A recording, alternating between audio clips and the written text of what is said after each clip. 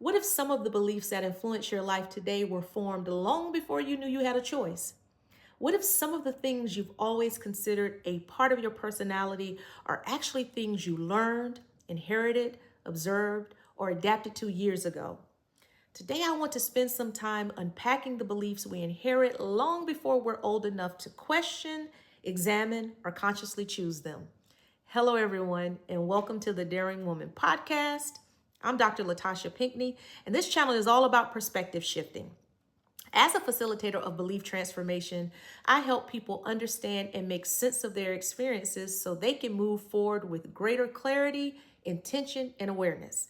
Before we dive in, I want to mention that today's conversation is a little longer than usual. Part of the reason is that the question we're exploring today isn't one that can be answered quickly. It's a question that has emerged through many years of reflection, study, writing, and trying to better understand my own story. So, whether you're listening while driving, walking, cleaning the house, or simply taking a few moments for yourself, I want to invite you to settle in because this may take a little while. Over the last couple of episodes, we've been talking about experiences, the stories we create from those experiences, and the ways those stories shape how we see ourselves and move through the world. But today, I want to explore a question that sits at the heart of this conversation, and that is, how much of who we become is chosen and how much of who we become is shaped? It's an interesting question when you really think about it, because most of us move through life assuming that many of the things we believe, value, fear, desire, or pursue are simply part of who we are. This is just how I think.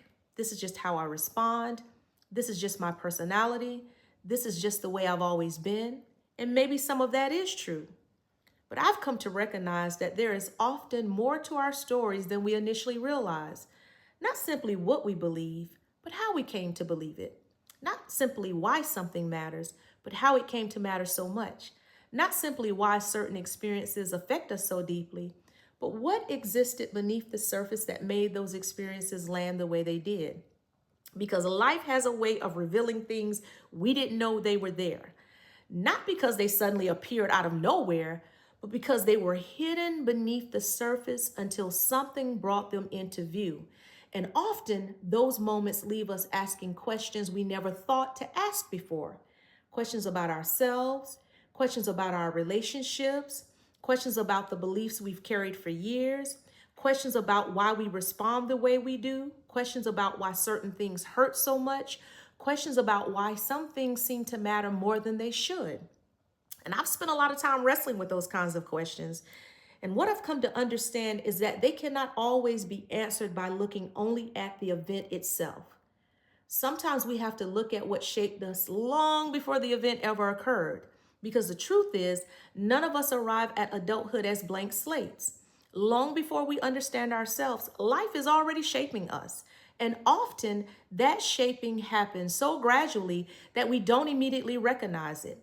When I think about my own childhood, I realized there was so much I accepted as normal simply because it was all I had ever known.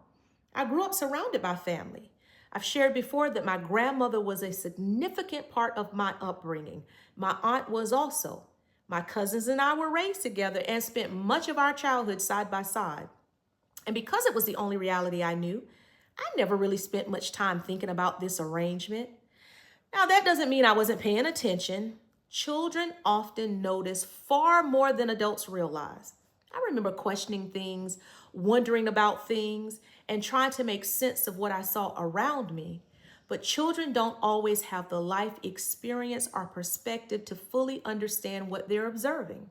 They are learning about the world while simultaneously trying to make sense of their place within it. So much of what they see, hear, and experience becomes part of their understanding of how the world works. They don't usually stop to analyze the environment they've been given in the way an adult might. Again, that doesn't mean they aren't noticing differences or asking questions. It means they are still trying to make sense of what those differences mean. They simply learn to live inside the world around them. What feels familiar becomes normal. What is repeated becomes expected. What is modeled becomes understood. And much of that happens without conscious awareness. I think that's what makes this conversation so important. Many of the things that shape us do so quietly. They become part of the lens through which we learn to view the world long before we even recognize that a lens is forming. And because that lens has always been there, we often accept its conclusions as truth. I've shared in previous conversations about the summer I was 8 years old and my aunt leaving during her impending divorce. At the time, I experienced that moment as lost. What made that loss significant is something that I wouldn't fully understand until much later. You see, while I knew that my family structure looked different than many of the families around me, because it was the only family structure I had ever known, it felt normal. As a baby, my mother, a single parent, made the difficult decision to allow me to live with my grandmother so that I could have stability. Although I would eventually move in with my mother permanently as a young teenager, for much of my childhood, again, my grandmother was the primary person responsible for raising me. My mother remained actively involved in my life, and up until the divorce, my aunt was also deeply involved in my upbringing. And because all of those relationships existed together, I never spent much time thinking about what any of it meant. At that stage of my life, I wasn't questioning who was present and who wasn't. I wasn't evaluating what my family structure might mean years later. I was a child, and children have a remarkable ability to adapt to the world they've been given. What I came to understand years later was that my aunt's departure did more than create pain. It revealed something I didn't yet understand about myself. At the time, I wouldn't have had the language for that, but it exposed a longing that would quietly influence the way I thought about family, motherhood, presence, and love for years to come. For years, I believed that my deep desire to become a mother was simply that, a desire, something I wanted and looked forward to, perhaps even something I felt called to, and perhaps all of those things were true.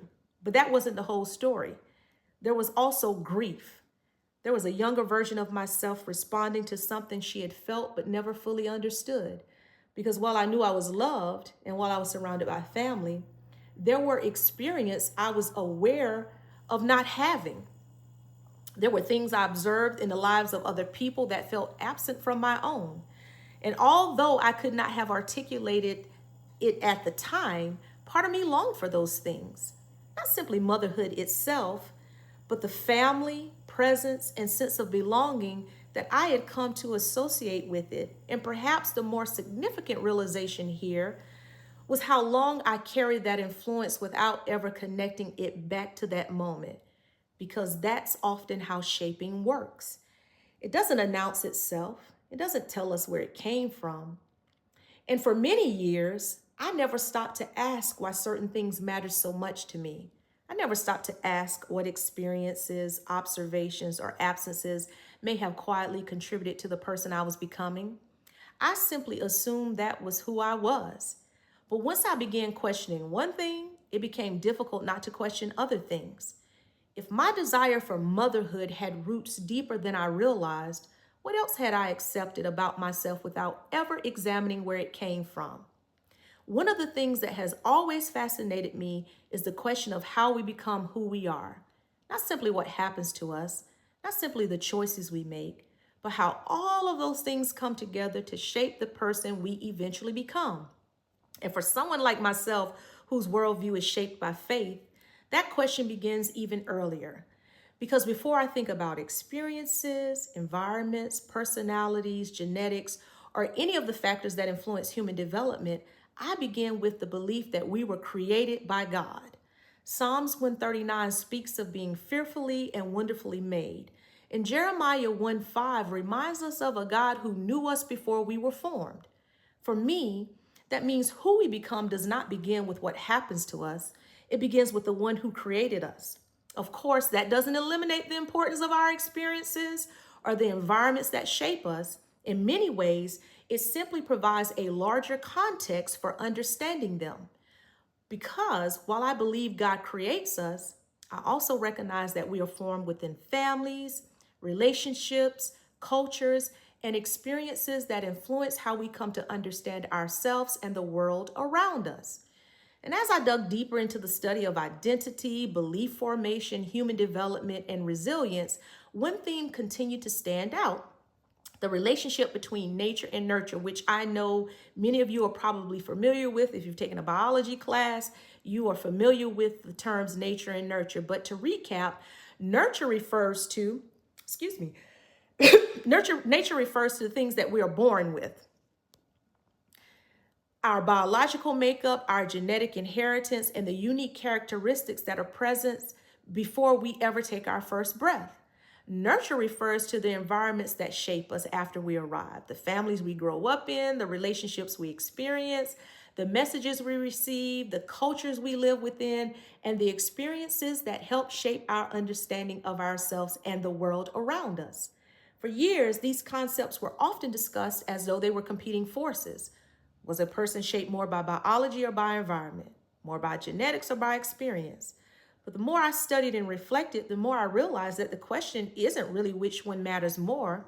The reality is that both are constantly interacting. We enter the world carrying a genetic inheritance from generations before us. Yet, from the moment we arrive, we are also being shaped by the environments around us. We learn through observation, repetition, experience, and through what is encouraged, what is discouraged, what is celebrated, and what is corrected. Much of that learning happens long before we are even capable of recognizing it. In many ways, Scripture acknowledges this as well. Proverbs 22:6 tells us to train a child in the way they should go, and when they are old, they will not depart from it, pointing to the lasting influence of early formation and reminding us that what is established early in life can continue shaping us long after childhood ends.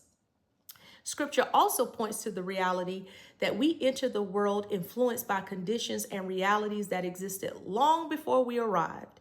David writes in Psalm 51:5, "Behold, I was brought forth in a state of iniquity." While David is speaking about the human condition, his words acknowledge a reality that extends beyond conscious choice. We enter a world already shaped by influences, circumstances, and conditions that predate our awareness. Paul echoes a similar idea in Romans 5:12, reminding us that we inherit realities that existed before our arrival and beyond our choosing. In other words, we do not begin life untouched, but we do begin life unaware. Long before we are capable of evaluating our beliefs, questioning our assumptions, or examining the environments around us, we are already being shaped by both what we inherit and what we experience. In my own research, I came across the work of Mark Wolin, who wrote It Didn't Start With You, which touches on inherited family trauma and generational patterns. One of the things he explains is that when a woman is pregnant with a daughter, the earliest precursor of the egg that might one day become her grandchild is already present. In essence, there are 3 generations sharing the same biological environment at the same time. Let that sink in. That fact caused me to think differently about where our stories actually begin. When most people think about what gets passed down from one generation to the next, they usually think about physical traits, eye color, height, facial features. But researchers and practitioners have increasingly explored whether what is passed down from one generation to the next extends beyond physical characteristics alone. For example, Dr. Marielle Bouquet, whose work focuses on intergenerational trauma, notes that there are hundreds of direct ancestral lines behind each of us, representing generations of experiences, adaptations, stories, strengths, and struggles that precede our arrival. That perspective raises an interesting question. What are we carrying that didn't necessarily begin with us? Family stories, ways of responding to hardship, ways of viewing relationships, expectations about responsibility, assumptions about what it means to be strong. Those influences may come through family, but they can also come through culture, community, faith, traditions, relationships, and their environments in which we are raised. My grandmother, my mother, my aunt, each of them had their own story. Each of them had their own challenges. Each of them made decisions within circumstances that were often far more complicated than I understood as a child. As a little girl, I wasn't evaluating any of that. I was simply living inside the environment that surrounded me. But years later, I began recognizing that the environment we grow up in teaches us things long before anyone intentionally sits down to teach us. And sometimes those lessons become so familiar that we stop recognizing them as lessons at all. They simply become part of how we see ourselves, part of how we see others, part of how we move through the world. And if that was true, perhaps there were other areas of my story that deserved a closer look. Understanding what shaped us is not really about changing everything we discover. It's about understanding why certain things matter to us in the first place.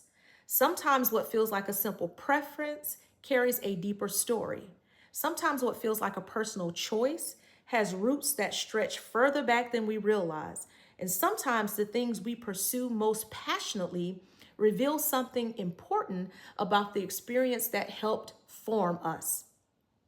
Not because those desires are wrong, not because they are unhealthy, not because they are something we need to reject, because understanding their origins helps us understand ourselves. And I think that's an important distinction, because whenever we begin having conversations about childhood experiences, family influence, inherited patterns, or belief formation, there is a temptation to assume that the goal is to identify everything that was wrong, to search for wounds, to assign blame, to find someone responsible. But that has never been my goal. In fact, reflection has helped me see the people in my story more clearly. I think about my grandmother who stepped into the responsibility of helping raise me. I think about my mother who made the difficult decision to leave me in my grandmother's care because she wanted to ensure I would be safe, loved, and well cared for. I think about my aunt who helped care for me while raising 4 children of her own. And as a child, those were my realities, and I accepted them because they were a part of my life. I did not yet have the perspective to appreciate the complexity of those decisions that had been made or the responsibility these women were carrying. But reflection has a way of allowing us to revisit our stories with greater understanding. And as an adult, I can now see things I could not see then. I could see the sacrifices that were made. I could see the responsibility these women carried in the ways they continued showing up for the people they loved. And whether they realized it or not, they were teaching me too. Through their example, they taught me about commitment, responsibility, and what it looked like to keep moving forward when life was complicated. And as a result, those lessons became part of my story as well. In many ways, they helped shape the woman I would eventually become. And I think that's why conversations such as these require both honesty and balance. Because if we only focus on the places where we were hurt, we miss the places where we were strengthened. If we only focus on what was absent, we miss what was present. If we only focus on the beliefs that limited us, we overlook the examples, values, and lessons that sustained us. What became clear to me is that many of the qualities I inherited served me well, but even strengths can shape us in ways we don't always recognize. For example, I inherited resilience. I learned how to keep going even when things were difficult because I watched the women around me do exactly that. But over time, I also realized that resilience can sometimes make us believe we have to carry everything on our own. I inherited perseverance. I learned not to quit when things became difficult. But there were times when perseverance made it difficult to acknowledge when I needed rest, support, or help. And I also inherited a deep sense of responsibility. I learned the importance of showing up, following through, and taking care of what needed to be done. But responsibility can become so familiar that we begin carrying burdens that were never ours to carry in the first place. None of those qualities are inherently good or bad. The question then becomes whether we recognize how they are operating in our lives.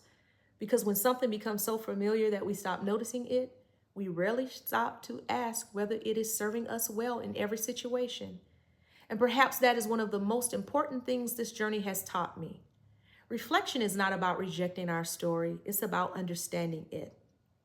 It is about recognizing the experiences, influences, examples, and beliefs that helped shape us so we can make intentional decisions about what we keep and what we let go of. Because not everything we inherit needs to be released. Some things need to be honored. Some things need to be celebrated. Some things need to be protected. And some things simply need to be understood differently than we understood them before. For me, that perspective changed everything because it allowed me to stop looking at my story as a collection of isolated experiences and begin seeing it as a much larger narrative. A narrative that included both challenges and strengths, losses and lessons, longing and love, questions and growth, and perhaps most importantly, a narrative that is still being written because there's still a lot of living left to do. There are still experiences ahead of me that may one day require the same reflection, understanding, and perspective that I have been discussing throughout this conversation. And as I recall everything that we've talked about today, because it's been a lot, I find myself returning to the same question we began with. How much of who we become is chosen and how much is shaped? I don't know that any of us will ever fully answer that question. What I do know is that many of us spend years living from beliefs, assumptions, definitions, and expectations that we have never stopped to examine. And it's not always because we are unwilling or that we're incapable, but because they have been with us for so long, they simply feel like who we are. They feel like this is just our personality, our preference, or possibly even truth. And I imagine that is why reflection is so important. It gives us an opportunity to slow down long enough to look beneath the surface of our lives, to ask where certain beliefs came from, to ask why certain things matter so deeply, to ask why some experiences continue to affect us years later. And I think that may be one of the greatest gifts of perspective shifting. It allows us to look at our stories with greater clarity, not rewriting them, not denying them, not becoming trapped by them, but understanding them. Because the goal is not to become someone else. The goal is not to erase the experiences that shaped us. The goal is to better understand how those experiences, relationships, environments, and beliefs have shaped who we are today. So before we close, I want to leave you with something to consider. What assumptions have become so familiar that you've stopped recognizing them as assumptions? What strengths have been passed down to you that deserve gratitude? What beliefs deserve examination? And what parts of your story might look different if you viewed them through the lens of understanding rather than judgment? Because understanding has a way of changing how we see ourselves. And sometimes a shift in perspective changes everything. Thank you for tuning in and spending this time with me. I know it's been a lot. And if you haven't already, make sure you subscribe, like, and share, and not necessarily in that order. If these conversations resonate with you, I'd love for you to join me on this journey. Until next time, keep reflecting, keep growing, and remember that sometimes the most powerful shifts in perspective begin with a single question.